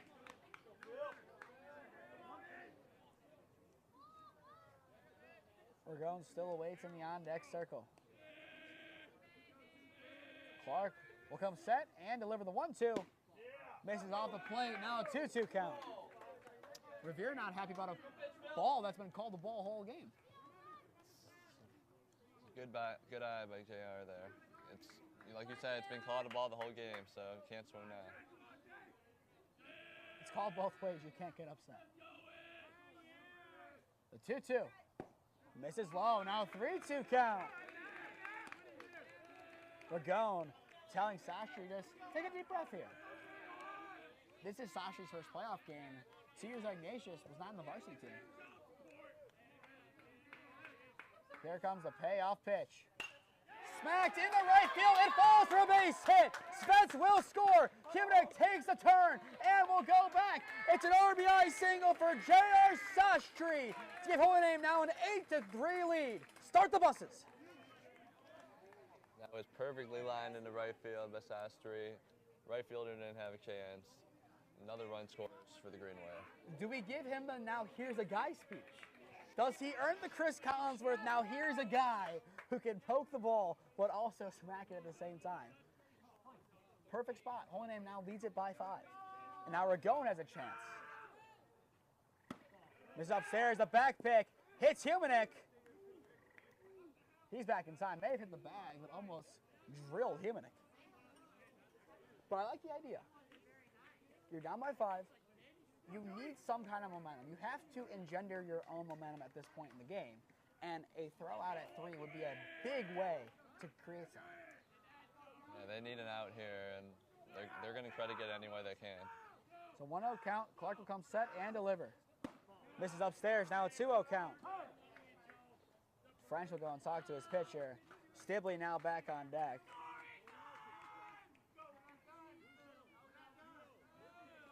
After this game, if the result holds, we'll be back on Wednesday as Holy Name takes on either Orrville or Canton South. First pitch, 5 p.m. at either Orrville or Canton South. And then Friday, Holy Name Boys Lacrosse begins their playoff run against a tough team as they will take on the defending state champs, Olmsted Falls. To stay updated, all the games we're covering, follow Holy Name Broadcasting on Instagram and Twitter. To stay updated, all Holy Name sports, follow Holy Name Athletics on Instagram and Twitter. And finally, subscribe here to Holy Name Athletics YouTube and put on push notifications to be notified when we go live. But with that, Jeffrey Cease, he will be called in from center field to try and settle things down. Holy Name leads at 8-3 in the top of the 6th.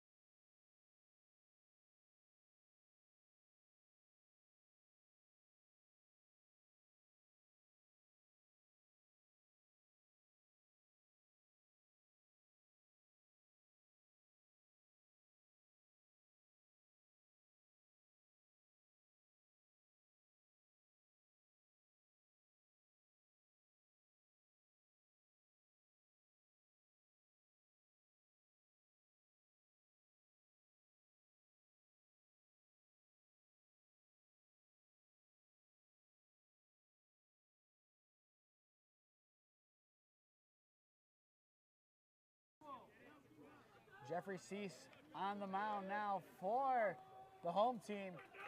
Bases loaded behind him. He's trying to settle things down. The pitch. First pitch, strike to Ragone. It's a 2-1 count. Cease enters today, 1.8 ERA, 8 appearances, 11.2 innings pitched, 10 hits, 6 runs, 3 of them earned, 3 walks, and 11 Ks. A 2-1, followed behind by Ragone. He was up 2-0, now down 2-2.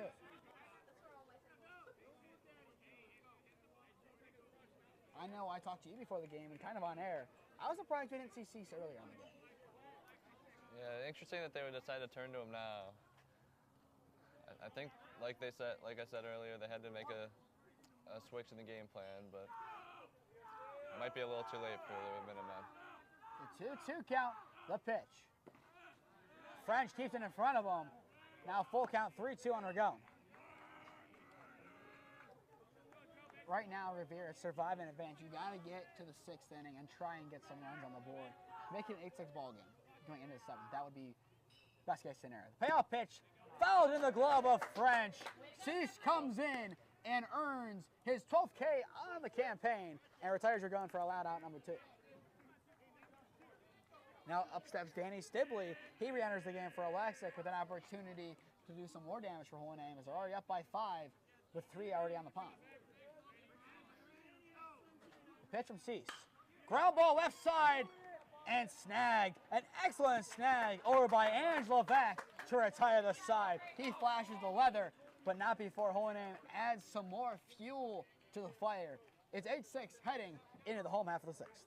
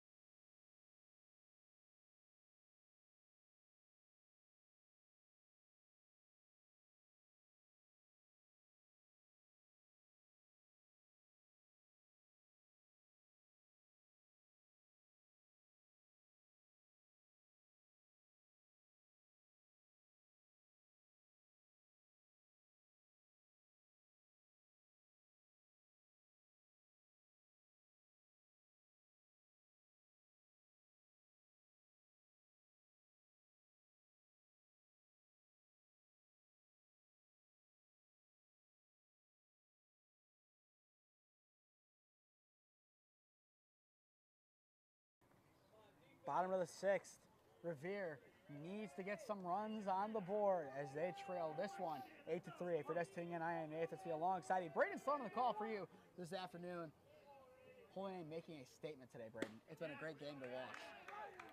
Yeah, the Green Wave played an excellent game today. I mean, 8 runs scored, and they've only held the Minutemen, who've been very tough in the playoffs over the last couple of years, so only 3 runs so far. Couldn't ask for a better game. A 1-1 count on Grady Bennett after him, Joe Vlasic, and then Phil Clark. Marchetta will come set the lefty so far today, 6 Ks. Smack left side foul. As you're saying, this has been a great playoff team over the years, and you're right. They've won at least 1 playoff game each of the last 5 seasons. The last time they were 1 and done the playoffs was 2017. So it's been 7 years, and today that can change. The 1-2. Sky left side into the outfield. Frank will get under it and left and retires Bennett for out number 1. So now Revere has 5 outs to work with. We have Vlasic, the designated hitter. Ground out and a pop out to his name thus far. We still have no score updates on the Canton South versus Orrville game. It's going to be a close one, most likely, just given the seeding. No games have gone final as of yet. In the zone, so no 1 count to begin this at bat on Vlasic.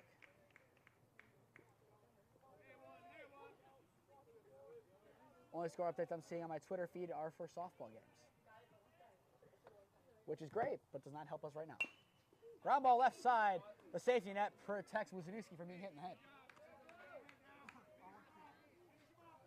I think now you're at the point where Marchetto's, he's going to get over 50 if he hasn't already, and you got to try to ride him out as long as you can today. Adam Simber misses off the play. It's a 1-2 count. Marchetto goes to that random arm slot a couple of times.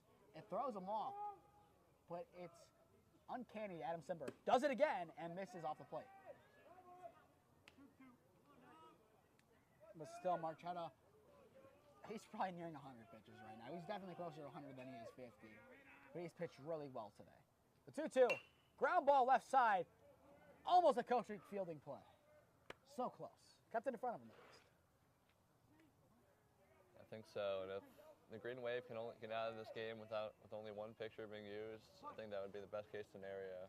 And have a lot of arms available for the next game on Wednesday. The 2-2. Off the bat and off the pavilion. But 100% agree with that. You want to use as few arms as possible in the playoffs in any given game. The 2-2. Shot behind. Now the exception to the rule is Wednesday. You can use as many arms as you want, except for Doms. You can use Frankie if you really want to go with him. I don't think you start him. I feel like he's more your reliever. You could start Harry. You could start Garrett. I would say one of those two guys starts on Wednesday. The 2-2. Swing and a miss on one upstairs. It's out number 2. Marchetta now has 7 Ks and 1 out closer to taking down the Minutemen. Another nice thing about having a ton of arms. One guy, maybe he's not having his best day. You have a ton of other guys that can step in, hopefully get the win, and then you have more arms available for the next game. So far today, Marchetta only allowing 3 hits. The double and then 2 base hits. Has not allowed a base hit in 2 innings and would be in 3 innings if he gets out of this one unscathed. It's an 0-1 on Clark. So far today, 0 for 2, a ground out and a K.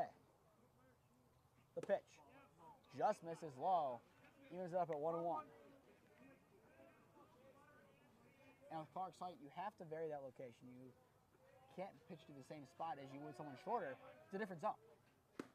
That's a strike. There you go. He recognizes the zone and elevates. Now it's a 1-2 count on Phil Clark. Revere down to their final 4 outs. Marchetta to get out of the inning.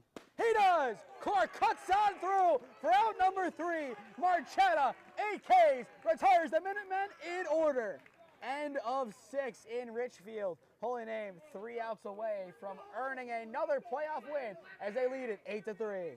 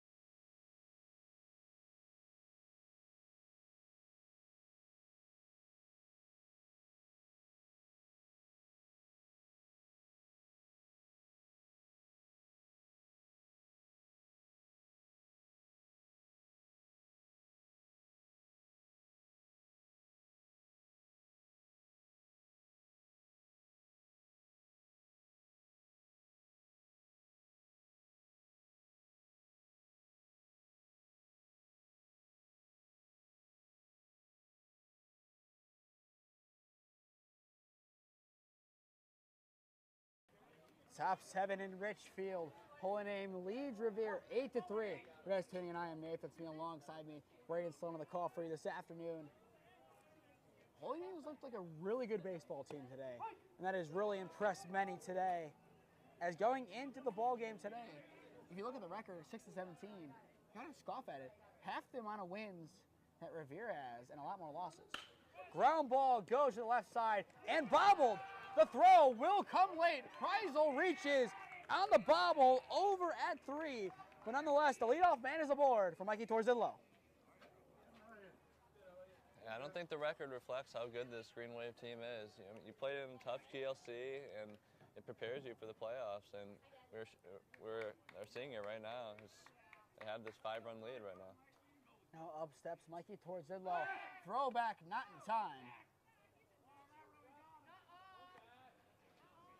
So now with Kreisel on, Torzillo has a chance to move him up insurance at this point all it'd be, but still it'd be helpful.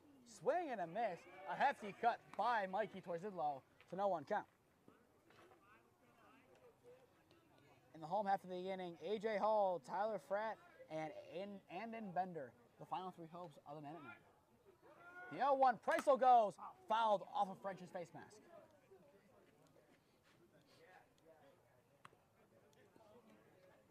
Like the idea, but I feel like you let Preisel get in his current position on the steal, and then you take your cuts.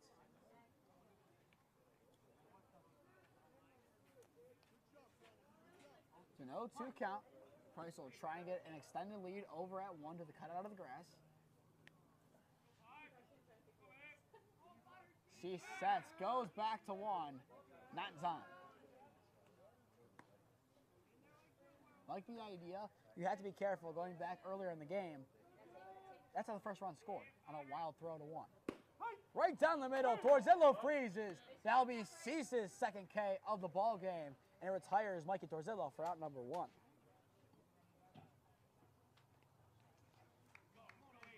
Green Wave just going for insurance runs here. Not too much harm can be done, but love to have as many runs as you can get. Frank steps in, fouled away, so Price will have to retreat once again back to first.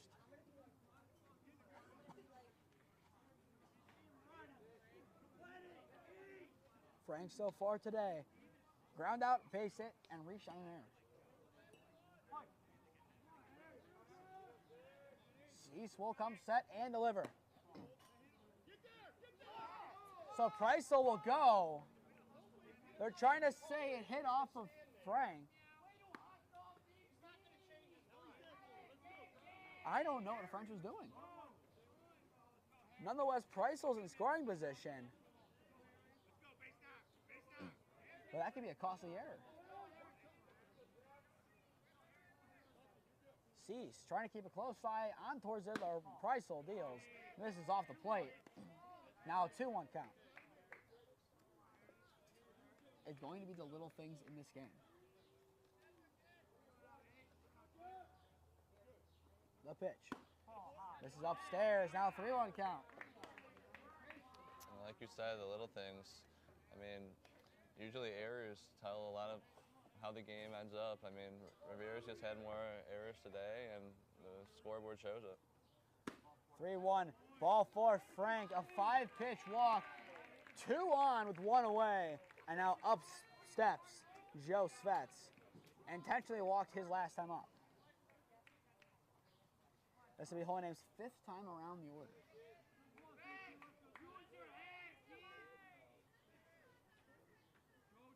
Cease, comes set, checks over the back shoulder and delivers. Bunt, shoved to the right side, scooped up by Cease. Throw to Clark is in time for out number 2 for both runners advance. An excellently executed bunt by the freshman. And did exactly what you're supposed to do there. Push the bunt exactly to the right side, let the runners advance, put 2 guys in scoring position. Now up steps Adam Humanek. So far today, 2 for 4 with an RBI. Cecil set and deliver. Humanek sees it. Nothing in 1 count. 1 swing of the bat into the left center field gap would end the game if it's not already done already. Hohename leads it by 5. 2 away. 2 in scoring position. The pitch. It's popped up and out of play to the right side. So an 0-2 count here on Humanek.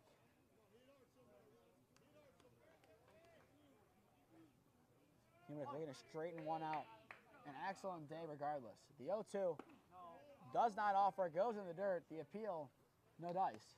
So now a 1-2 count.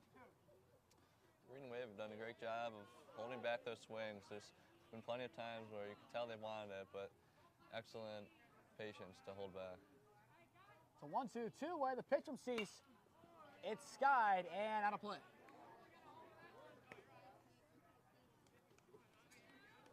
You say the pulling back of the swings. I would even argue the bigger impact of this game has been the foul contact. Hohename and as well Revere, to their credit, has done an excellent job today. If it's in the zone, they might not straighten it out, but they still make contact, and that has been a real story of the game. Ferris would have probably pitched a lot longer had not been for all those foul balls. Just misses off the plate. Revere not happy, but just off the plate in that same spot. Like you said, they've done an excellent job making contact with the ball. Haven't been a whole lot of guys going down swinging, and it's worked well for them. Sent left side, base hit. 1 run will score. Preissel claps and celebrates. Here comes Harry Frank. He will also score. The throw goes behind. Humanick, he now takes off. Both go back to 1. The throw, not in time. Humanick has a 2 RBI single. And in the words of many commentators, that is the dagger. There's a reason we call him Himmy Humanick. 3 for 5, 3 singles, 3 RBIs. You go back to last year, 6 for 12, and now has 7 RBIs. That in 3 games in the playoffs. When the playoffs come around, Adam Humanick flashes signs of greatness. The pitch from Cease to Nemeth misses upstairs. But if there was any momentum that the home team had, it's gone. The pitch just finds the zone. So now, for the first time today, that kind of outside low pitch has been called. The strike zone starting to expand a little bit. Not really surprised. Goes behind French. Humanick will take off, and he will cruise into scoring position with ease.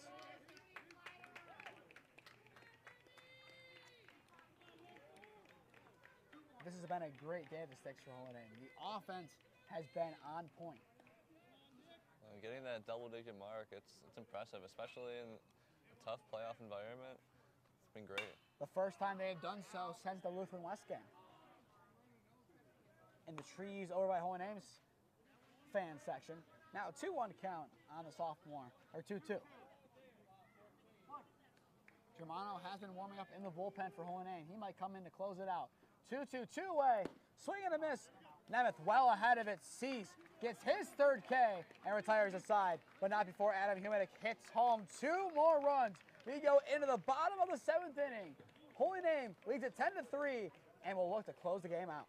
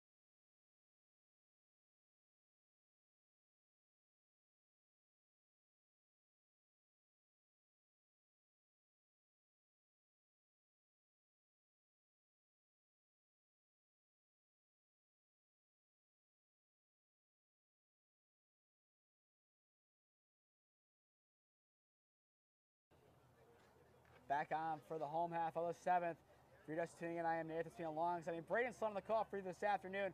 We have a final from Canton, Ohio. Canton South wins it 4-0 over Orrville. So the winner of this game takes on the Wildcats. If Holy Name holds on, they have an hour trip out to Canton on Wednesday afternoon. Hour and 1 minute. And if Revere wins, it's an hour trip out here. Marchetta, 7 runs of insurance. What can he do? Swing and a miss. It'll be a pinch hitter in. It'll be Liam Gartland hitting for A.J. Hall. Gartland so far this year batting just below 100, 1 for 11, and his only hit of the year, a triple. The 0-1 misses low, now 1-1. So Holy Name has Frankie Germano warmed up if they need him in the bullpen. The 1-1 from Marchetta just misses out, now 2-1. If Holy Name holds on to win this game, just a great team win all the way around. They really battled today and really impressed a lot of people. It's skied to the right side. We're going. We'll see it out of play. Yeah, Absolutely, and they started right from the beginning. First inning, scored 2 runs right off the bat. Really just gave them the momentum they needed to keep going throughout the game. The 2-2 count. Marchetta comes set. Now the pitch. Misses upstairs, so now full count on Liam Gartland. The on-deck circle for the Minutemen. Tyler Freight. The payoff pitch. Fouled away. Once again, foul contact, keeping at-bats alive.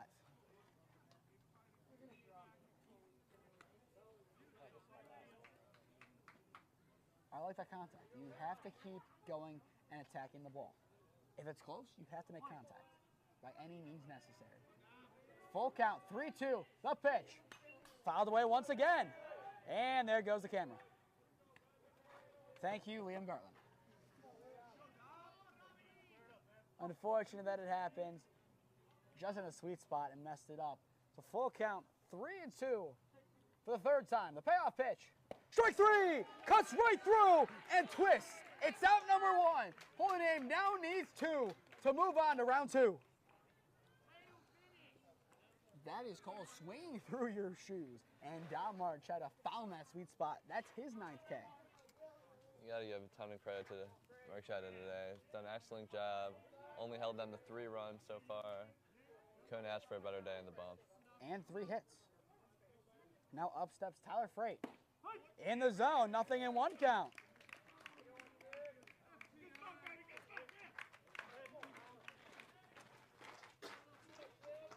It's an 0-1 count.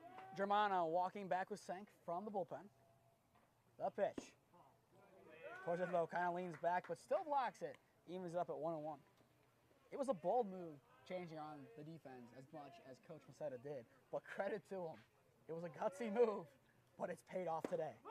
And a high strike. It's a 1-2 count. But still, Portillo behind the dish has been excellent today. The pitch from Marchetta, smacked foul on the right side. And it wouldn't be a Don Marchetta shove there without the hat falling off one more time. And Torzillos, he had an excellent day. Definitely would not be surprised if they continue to go with him behind the dish in this playoff run. So 1-2 count the pitch. Strike 3! He is ahead of it. That is K number 10 on the afternoon from Don Marchetta. Sound the final countdown. Revere has 1 out to work with.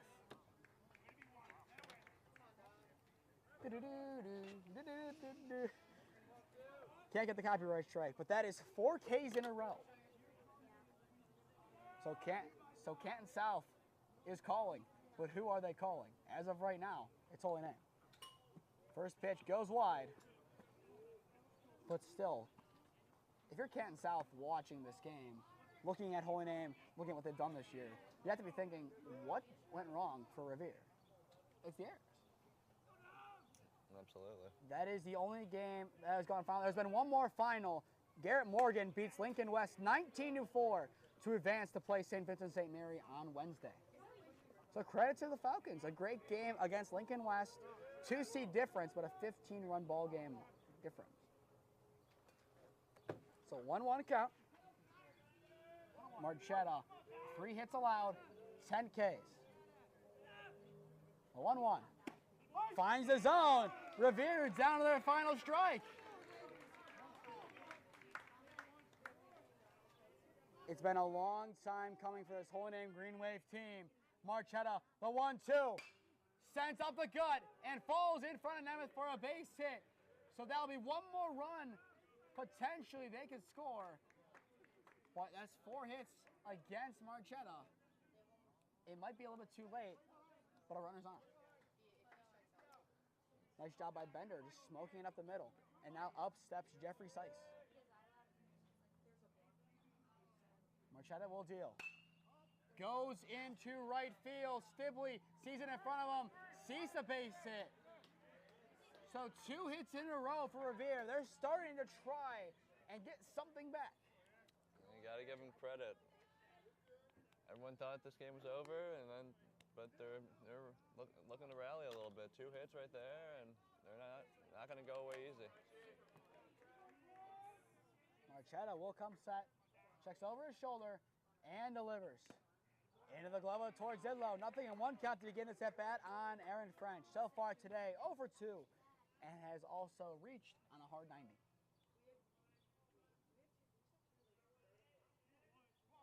Marchetta shakes one, agrees with two. The 0-1. Finds a zone, nothing in 2 count on the catcher French. Marchetta trying to seal a trip to Canton South for the green and white. Survey says fouled away. You'll have to wait one more pitch at least.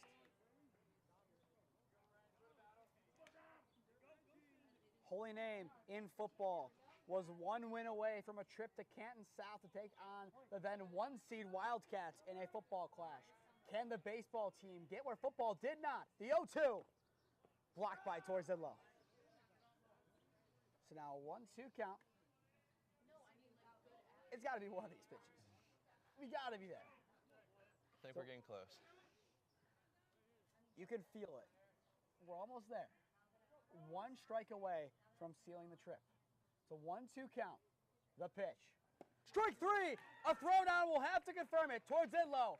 Ragone. Holy Name advances to round 2 of the OHSAA Playoffs and gives Revere their first one-and-done playoff run since 2017. The green and white do their job. There are no words that can describe. There are no words that can describe just how impressive things have gone for this Holy Name team. 6-17 entering today, now 7-17. In the words of Bill Belichick, it's on to Cincinnati. Another game upcoming. It's a big one against Canton South on Wednesday. Your player of the game, brought to you by Keon Sports, goes to Adam Humanek. 3 for 5, 3 RBIs on the afternoon. An excellent day at the office for him. He has hit his heart out once again. In the last 2 playoff years, 3 games, 6 for 12 with 7 RBIs. If he keeps hitting like that, Holy Name can go far. We'll be back on Wednesday as Holy Name takes on Canton South, and then Friday as Holy Name takes a trip out to Olmsted Falls for a boys lacrosse clash. To stay updated on all the games we're covering, follow Holy Name Broadcasting on Instagram and Twitter. To stay updated on all Holy Name sports, follow Holy Name Athletics on Instagram and Twitter. And finally, subscribe here to Holy Name Athletics YouTube and put on push notifications to be notified when we go live.